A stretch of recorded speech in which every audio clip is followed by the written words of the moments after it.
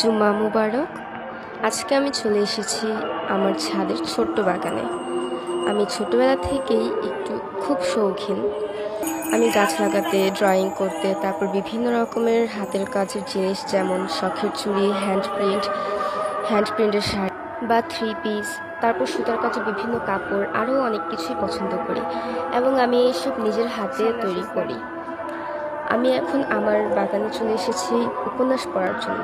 আমি উপন্যাস পড়তে খুব পছন্দ করি, কিন্তু আমার ব্যাড লাক এটা যে আজ পর্যন্ত আমাকে কেউ একটা উপন্যাসের বই গিফটও করে নাই। আমার কোনো উপন্যাসের বইও নেই। আমি আমার লাইফে 2টা মাত্র উপন্যাস পড়েছি। এবার তোমরা বলবে আমি উপন্যাস পড়তে পছন্দ করি অথচ লাইফে মাত্র 2টা উপন্যাসের বই পড়েছি, এটা কোনো কথা? আসলে আমি উপন্যাসের বই পড়ার মতো সময়টাই পাই না। সারাদিন এটা সেটা নিয়ে ব্যস্ত থাকি।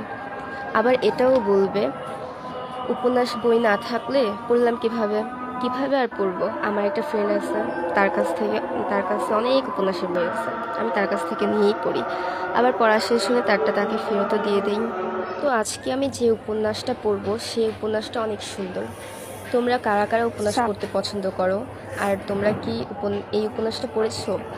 আর তোমরা যারা এই উপন্যাসটা পড়ো নাই, তারা যদি এই উপন্যাসটা পড়তে চাও তাহলে আমাকে কমেন্টে জানাও। তোমরা চাইলে তোমাদের এই উপন্যাস পুরোটা পার্ট করে লিখে দিব, তবে তার জন্য অবশ্যই একটা ফলো দিয়ে কমেন্টে জানাতে হবে। আজকে এই পর্যন্তই। সবাই ভালো থেকো, সুস্থ থেকো। আল্লাহ হাফেজ।